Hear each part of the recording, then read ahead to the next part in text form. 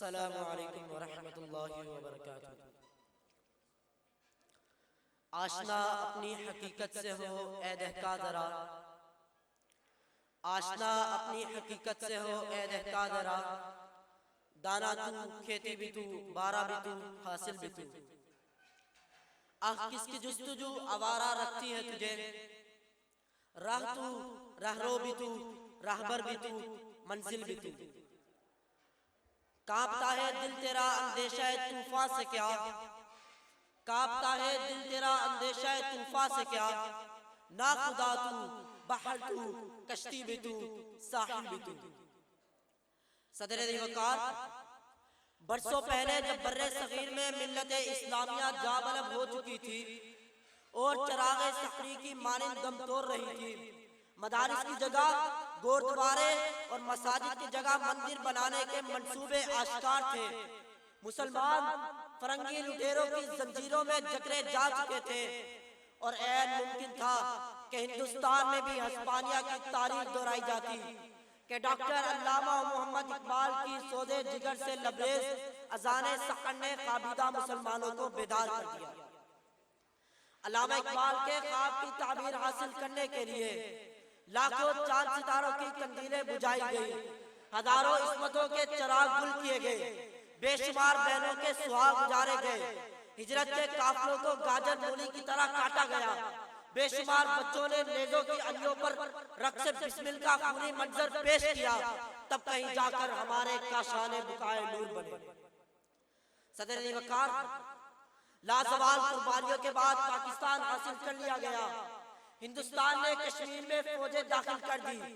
General Gracey نے قائد اعظم کا حکم ماننے سے انکار کر دیا، قائد اعظم کا انتقال ہو گیا، لیاقت علی خان کو شہید کر دیا گیا، ملک کمزور ہو گیا،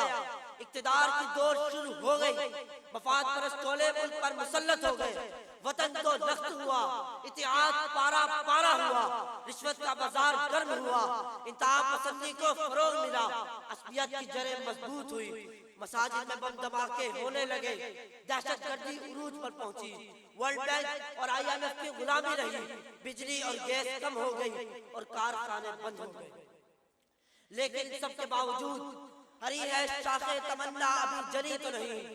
ہری ہے شاخ تمنا ابھی جلی تو نہیں، دبی ہے آگ جگر کی مگر بجھی تو نہیں، جفا کی تیغ سے گردن وفا شعاروں کی، کٹی ہے برسر میدان مگر جھکی تو نہیں۔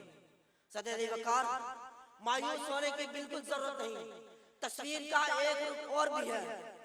ہم دنیا کی 7ویں ایٹمی طاقت بنے، بہترین میزائل پروگرام حاصل کیا،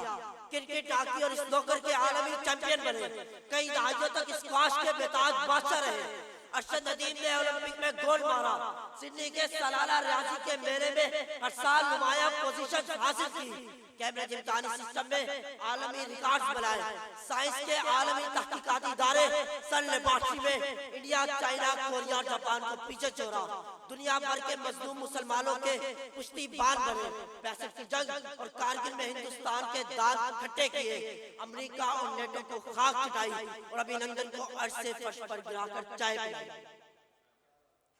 صدر وقار، یہ بات اگر میرے شمس سے کیسا دراز سے اندرونی اور بیرونی سازشوں